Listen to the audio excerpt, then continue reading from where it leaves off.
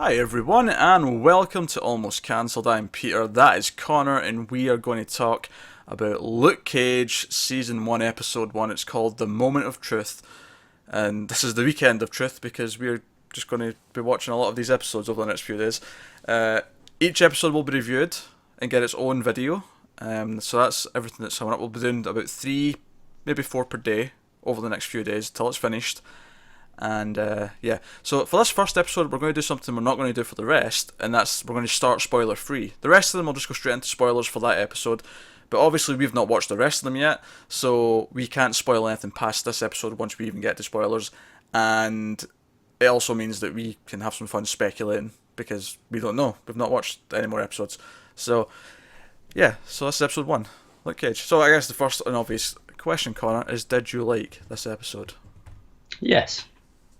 That's good. In short, yeah. Yeah. Did you? I did too. I don't think it's perfect. I did have a couple of criticisms.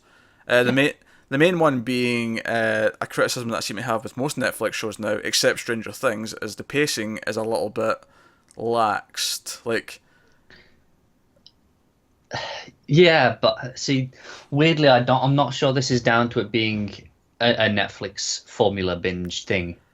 I don't know. We spent a long time in that nightclub. We did, we did. I get what you mean, but I feel like maybe it's for different reasons. Like they're just off. I found with the Netflix shows, it's not just that it's slow; it's that it feels off. Whereas this didn't feel like, even though it felt like it was really slow, it didn't feel off to me. Like it felt like, okay, we're just going to let it breathe here. Well, no, it did to me though. That's why I'm saying it, because if it was just slow pacing, I wouldn't have a problem. It felt Right. Okay. slightly off, which is why I'm bringing it up. Because I was just thinking you could have cut a good 5 minutes out of this probably, and just tightened it up. I felt like some of it just lingered. There was, moments where it was cutting to like the band playing again in the club, and I'm like, well, this could, we could trim this down. But again, it's not a huge thing, and I think that section of the episode suffered the most from that was the nightclub stuff, where it felt like it was just kind of lingering there a bit much. And certainly I enjoyed the episode more as it went on. I thought the more it went on and I got more of a sense of what it really was, I got a lot more into it. And that is to say that this is basically a Western. Yeah. Pretty much. Luke Cage is the reluctant hero who doesn't want to like step up and take on, the evil guy in the town, and he has his, I guess his moment of truth, as the episode's called, where he perhaps has a sign that he will step up, and we'll get to obviously specifics and spoilers, but that's where I was like, that's where I got the most excited when I realised how this was going to play out. Yeah, it's a Western played as a crime drama. Yeah, but it's very much a Western. Even the score started to sound very Westerny. Do you know what? I was very surprised by the score in general. I don't think it was what I was expecting from this show. Mm-hmm. It was just different to what I was expecting. There was one really weird bit where they literally played the Daredevil theme. Do you know, it's funny you say that, because I thought they were about to start playing the Daredevil theme as well. Now, it wasn't. It went into different things. But that opening was identical to the Daredevil theme. Like that piece. But then they even referenced Wilson Fisk at one point, and that, like, to me, that was a tie that he's another crime boss, and that's why that theme is kind of coming in a little bit. Yeah, could well be. That's the only reason I can think of thematically. Because it plays as a big moment for the crime boss stuff. Yeah. And like I said, that is probably the only reason that I can think of that makes sense for there. Honestly, that was the first time that I really get into the score as well. Not that the rest of it was bad. I just, it was a lot of jazzy stuff and hip hop stuff. Yeah, it was a lot of. See, I didn't think there was that much hip hop. I was expecting more based on the trailers. I say hip hop. I don't really mean hip hop, but then I also don't really know that much about hip hop to really define. Yeah, there wasn't very much. It was mostly soul and blues stuff. Right. Okay. Yeah. I will say this. I might get flack for this, but I really don't like the music for the opening titles. I quite liked it. I don't know. It's just not my thing. Really not my thing. I think it's my least favorite of the 3 Netflix shows, but I also wasn't that keen on Jessica Jones's opening titles, to be fair, either. see, that's my favorite. Yeah, well, I wasn't so keen on that one. I don't know what it is. It's just, I don't know, not my style, I guess. But it was when it started to, because the music even starts to sound more like it's part of a western. It's almost like it takes some of that soul stuff and mixes it with like a western riff. It does. It's like this ostinato repeating rhythm thing that it has. That's very much from westerns. Yeah. And that's where it became kind of like an interesting concoction to me. And I'm like, oh, I'm kind of liking this now. Like I'm hearing the heroics in there, which is kind of what I was looking for. Maybe I'm old fashioned, but I like a bit of heroics in my superhero score. I think that's understandable. I think before you even mention it, it's very unsuperheroic as a whole. This The show, episode, yeah. yeah, Obviously, there's hints of it, and it's more played out, like you say, like a crime drama. But there's definitely elements of that there, and that's why I think it works. It feels more like a western because the pacing of the hero, except obviously if it was a western movie, it's 2 hours long. It'd happen much quicker than this. But the pacing of him like becoming who he's going to be and becoming the I don't want to say vigilante, it's not, is it? It's the man who stands up for the people. Well, I don't know what to call yeah, it. The I keep want to say the man with no name because that's what I keep thinking of. But but it's essentially what he is. yeah, yeah. I mean, even though he's got a name and people know him, but only like Pop knows him. But otherwise, he seems to. He just fly in and out of Because places. he even says it at one point that he just wants to keep his head down and for no one to notice him. He wants to just Yeah. do normal jobs and not be noticed. It's very much who he wants to be, and it has repercussions, as we'll talk about in spoilers. Acting was pretty great across the board. There was no real weak links. I did think the character of Shades felt almost out of place at first, but I sort of grew to be more into him as he went on. It was towards the final couple of scenes where it's like, oh, okay, I get how he fits here now. Because at the first scene where he appeared and he does the whole thing where he takes off his sunglasses and the music that almost sounds like the Daredevil theme kind of plays a little bit, I was like, that suddenly feels almost cheesy. And It does, doesn't it? At no point throughout the first 30 minutes or however it was at that point did it feel cheesy, Yeah. But it was kind of welcome in a weird way. It was like, oh yeah, he needs to have people to fight. He needs to have villains that we want to see him beat the crap out of. So that's cool. I will say this. Obviously there's some references to the MCU. There's at least one or two to Jessica Jones, kind of in general, which makes sense because he was in that show. His character was there, and this is set afterwards. But there was also a couple of small ones to the movies, one of which I really didn't expect. I'll save it for spoilers because I don't want to spoil it, but it was like I was not expecting that to get referenced. Yeah. Ever, to be honest, never mind in Luke Cage. Also, I appreciate that they obviously expect people to have watched Jessica Jones because a lot of obviously his backstory stuff played out in there. Yeah, with his wife and all that stuff. And it doesn't spend that much time. It doesn't really re-establish it for people who are just jumping on for this. It doesn't, no. But I guess the thing with Netflix though is that they can literally just say, "Well, go watch it. It's there. If you're watching this, you can watch that." Yeah, exactly. It's your own fault essentially. So yeah, like I say, my only real issue was some pacing, particularly in the first half. I thought was a bit on the. This is a Netflix show doesn't have to worry about pacing, so it just gets away with it. Yeah. I think for me, my biggest problem was for the first 30, 40 minutes, maybe not 40, but 30 minutes or so, I still wasn't entirely sure what the show was going to be. It wasn't really telling me what this show was, what I should expect going forward. It wasn't till towards the end of the episode where I really got, oh, this is what it is. Yeah. No, I get what you mean there. That was a little bit of a problem for me. Because it brings up certain things. It brings up that the crime boss guy, Cottonmouth, and his cousin, who's actually a councilwoman, who wants to appear to be on the up and up, but really isn't because she's still kind of doing business with him. She just wants to give the appearance of being, So we get introduced to those characters, and we see that she's like this big proponent of Harlem, where this whole show's set, and about I think the slogan is "Keep Harlem Black" or something like that, where it's all about being proud of your heritage and all that, and she obviously wants to appear to be an upstanding citizen and all the rest of it, and so we're introduced to that. So obviously we're going to get a lot of probably irony and some social commentary from that side of things, I imagine, because she, while saying let's stay what we are and be proud of that, she's also doing all these things to undermine it. At the same time. Whereas you've got Cottonmouth, who's more of your typical, mob boss, gangster type character. He has a fantastic monologue, which obviously some of it was in the trailer, but apologies. One of my cats got his claws stuck on the radiator and was voicing his displeasure at the predicament. So anything else you want to say before we go to spoilers? Any general sweeping thoughts? No, I'm really looking forward to seeing where it goes now that I know what to expect. Because even from watching the trailers and, like I said, the first half of this episode, I didn't know what it was going to be. Now that I know, I'm looking forward to it more. Yeah, I agree. Once I got the feeling this is going to play like a western, I was kind of like, all right, you know what, I'm feeling this now. I'm knowing what this is.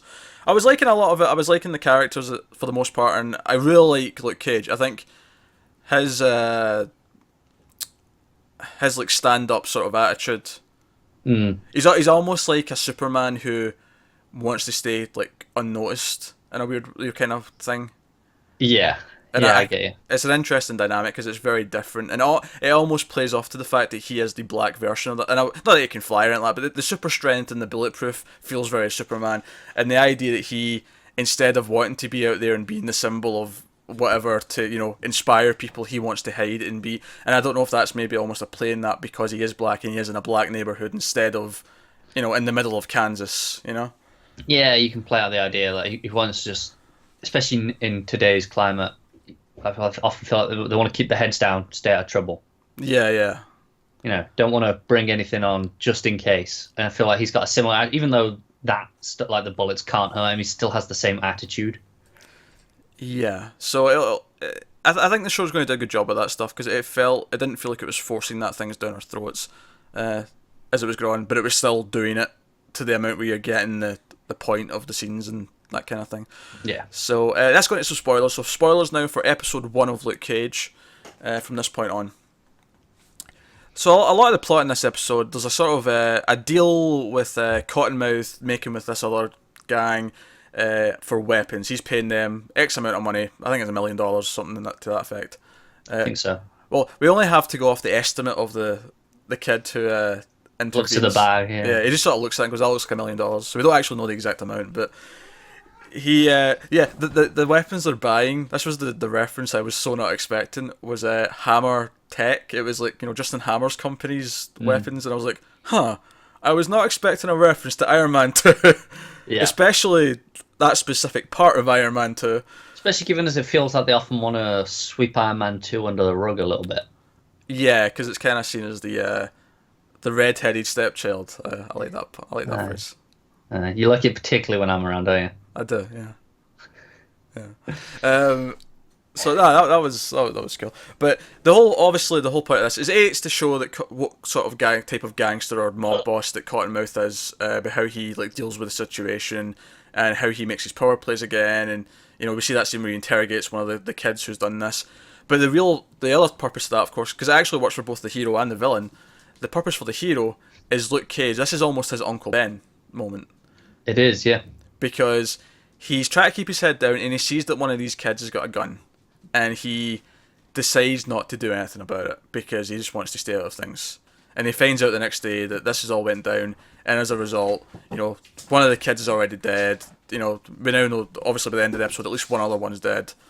He can see the guilt in his face. But, when Pop, who's the barber who he's friends with and, works for, when he is like, oh, you didn't see them, do anything suspicious or anything that would lead to this kind of thing, and you see him have to suck it up and say, no, I didn't, and we know he did, and it's like this is his moment. This is the moment where he doesn't need a gun belt, but if he wasn't a Western, this is the moment where he picks up the gun belt because this is where he realizes his inaction has consequences. Yeah, and that he can do good, but like.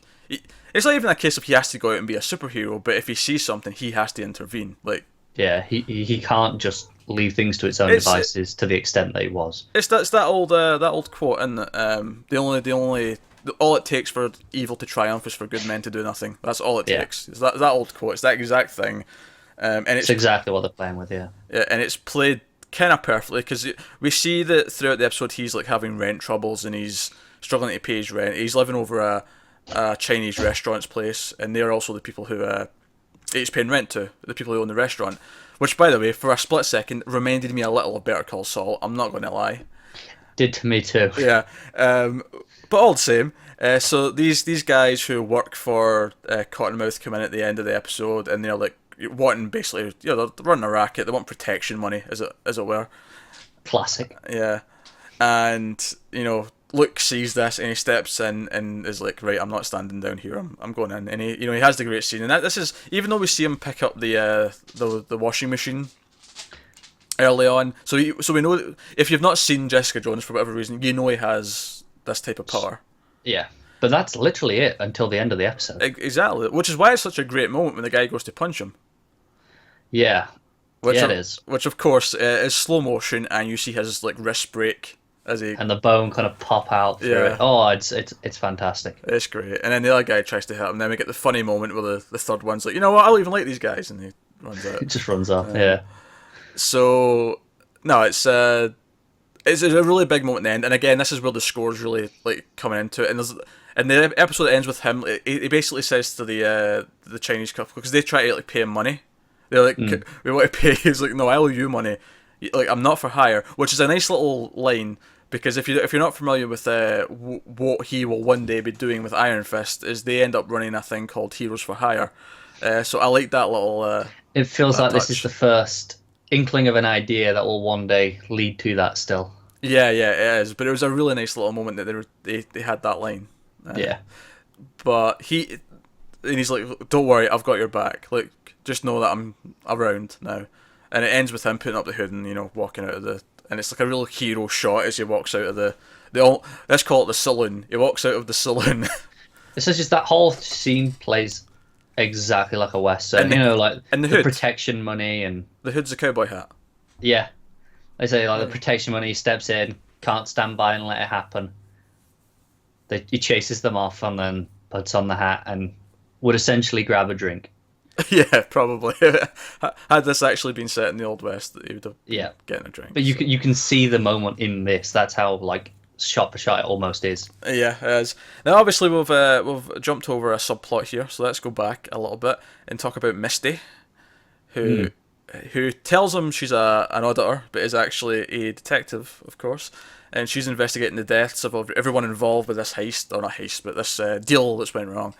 And I actually really like to reveal that she was a detective, even though I theoretically should have known that was going there. I just I hadn't been paying attention to the posters and things that had her wearing a detective badge.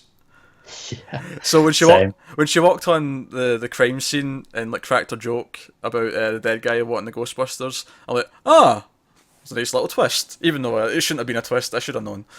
But it's a twist for anyone who wasn't paying attention to any promotional materials. It is. Did you know? No. Fair enough. There you go. I was almost thinking, see, when they were spending so much time introducing her at the club. Yeah. I almost was thinking, this is going to be Uncle Ben. He's going to grow attached to her, and she's going to get killed at the end of this episode. I was almost thinking that for a split second, and then of course, obviously not. She's a main character. I like her. I also, another fun moment was when her partner said, let's go and talk to the bartender who was filling in for the guy who died. Yeah. And she's like, nah, I didn't talk to him. Bought a drink. Yeah, no, nothing happened. In fact, speaking of them hooking up, they had good chemistry, so all the build-up was nice. I will say, though, the music that kicked in when she agreed that she didn't like coffee did remind me of porn music. I'm not going to lie. Yep, not going to lie. It's very much similar. It just, as soon as she said it, it kicked in. And, I mean, you knew where it was going anyway. It felt like it was going there. But it almost played it over the top with it. It did. And actually, this scene actually comes back to my complaint about the weird pacing, as I thought their sex scene was very awkwardly paced. Yeah, I'll agree with that. It drew out for a long time. It did. And it wasn't even like it was trying to be... I mean, it was erotic, but it wasn't like... It wasn't gratuitous. No, it wasn't. It was playing exactly how you would expect a TV show that's can show to a fair extent, but not actually show nudity, and that was fine. But it was doing it in real time. It wasn't like skipping through it. It was just doing it, and then obviously it eventually faded to black when they hit the bed, but it did feel like it went on for quite a while. it did. It was almost awkward because it lasted so long. Yeah. No, I get that. I just like touch the idea that obviously she kind of looks like his wife from before. Yeah. Like that, because obviously the whole thing is he's like, nah, I'm not ready. Like, there'll never be anyone else. Yeah, but then he sees her and she reminds him of her. And, yeah. So I'm interested to hear that plays out. Obviously, we've not seen Claire yet, who we know is appearing from the other shows. I'm expecting her to have more of a role in this than she did in the last two shows, but obviously she's not in episode 1, so we'll see. We'll see how much she shows up. But she has already met him. He already knows her. Yeah, they already have a bit of chemistry as well from what we saw. So yes. And obviously it'll be a different reason why she's in, because he doesn't need patching up, unlike the others. Very true. So it'll be a different relationship than those two had with her. So potentially more interesting in that sense. Well, that said, Jessica Jones never really had that relationship with her anyway, but different from Daredevil. Yeah, sure. I think is that everything? Have we missed any major things that we should talk about? I don't think so. I like Pop. I like his relationship with Luke. Yeah, it's a lot of fun. And how he's also an ex-con who is actually he lets kids come in and play video games so that they're not on the streets doing other things, and I like that. He's a good neighborhood guy. Try to Yeah, and obviously he feels bad because the kids involved in the deal were people that he used to have in there, like the others. Yeah. No, it works. No, it's pretty good. I like the pacing thing is probably just going to be something that's going to be a constant throughout, and with the exception of maybe some of the bigger episodes that have the content to fill whatever time they're filling. But I got through it with the last show, so I'm not really worried about it. And do you know the best thing about this show is I feel that there's zero possibility that either the Hand, Stick, or Pill guy from Jessica Jones, I can't remember his name, Paul. His name is Paul, but he's got a comic book name. His villain name. He does. I don't remember it either. That's how unforgettable that guy was. Oh god, I hated him so much. I like Jessica Jones otherwise, but he was easily the worst part of it. Oh yeah, he was awful. But no, hopeful for the rest of the season. We will have at least 3 of these up per day over the next few days, possibly 4 on some days. So there'll be another one coming later in about 8 hours or something like that. I don't know. I don't want to give you an exact time frame, but more coming today, coming tomorrow, and so on. So thanks very much for watching. Let us know what you thought of this episode in the comments below, and like and subscribe, all that stuff helps us out a lot. And also keep in mind we have reviews of the last seasons of the other shows up. If you want to see the reviews of those, also we do Agents of Shield on a weekly basis. Season 4 just started, so check all that stuff out. Thanks for watching, guys. Keep watching TV. We'll see you next time.